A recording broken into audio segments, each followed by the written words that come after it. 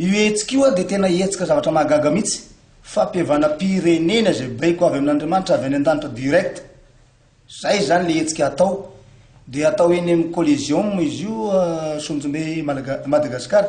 Eny zany nanaovana azy amin'ny 29 ny volana Août, tapany maraina fotsiny io. Mivoa amin'ny 7 maraina vavahady manomboka amin'ny 7 ka hatramin'ny 2 atoandro ravany le no asa zay atao io. Fa asa goavana be io sady tena mahagaga satria ny malaso ndray tompoko no lasa ampihavana fa gagana ty voalaza sotra masina ny adala indrindra avy amin'izao tontolo zao no fidin'Andriamanitra ampamenatra ny hendry.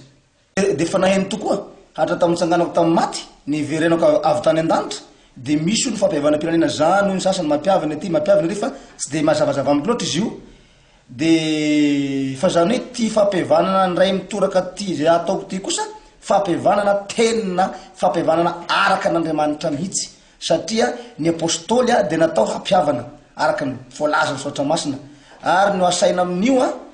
de ireo olombo fiditra satria zay volazan'ny tompo ampihavano ny filoham-pirenena reo de ny filoham-pirenena amperinasa na ny taloha izy dimy amin'ny rahalahy mianaka de ny voaka malagasy rehetra ary ny fiangonana zokiny sy ny zandriny sy ny mpiarabelona eto amin'ny tany sy ny firenena na gasy na vazaha na metisy na sinoa na musulmana na n'olo mino na n'olo tsy mino ho ampihavanana aby amin'io tsy aka navagavaka fa anasana zareo hiditra ao tsisy fidiram-bola volazan'ny tompo aloha vonjeo Madagasikara ozy fa lozany manjo azy ary mbola lozany hanjo azy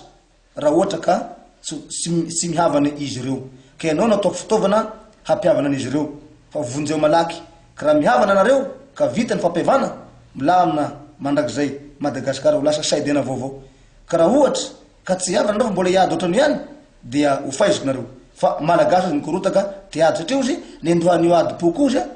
nendohan'io korotaka Madagasikara io de avy tamin'ny alalany ady-poko ozy nahatonga an'io ady-poko tamin'ny andro taloha de mbola tsy fona mbola tsy mady volavakibo ozy zareo mpanao ady-poko hatram'izao ka raha vao ozy io de lafa vitanao ozy ny fampihavana eto Madagasikara mbola makany ivelany raha tsy mety mihavana izy ireo de tsy haiko aloha zay zavatra ipotra fa zao matahotra fa mety ho saisahira de mbola zavatra avy am'izay hoe kanefa zany raha araky ny tenin'ny tamiko de hoe raha tsy mety mihavana ozy nareo de miomana ianareo fa ho faiziko zay ino nataony izy ty aloha tena baiko avy any ambony mihitsy ary zao aloha tena mino ary tena manantena 100% mihitsy fa ho tafitako ny afatra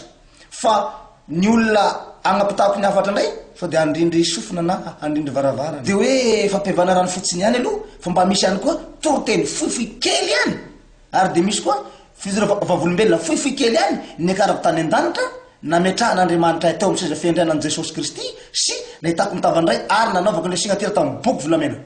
fanekena lehibe io vita ny fanekena ozy ka azonareo malagasy ny famonjena ka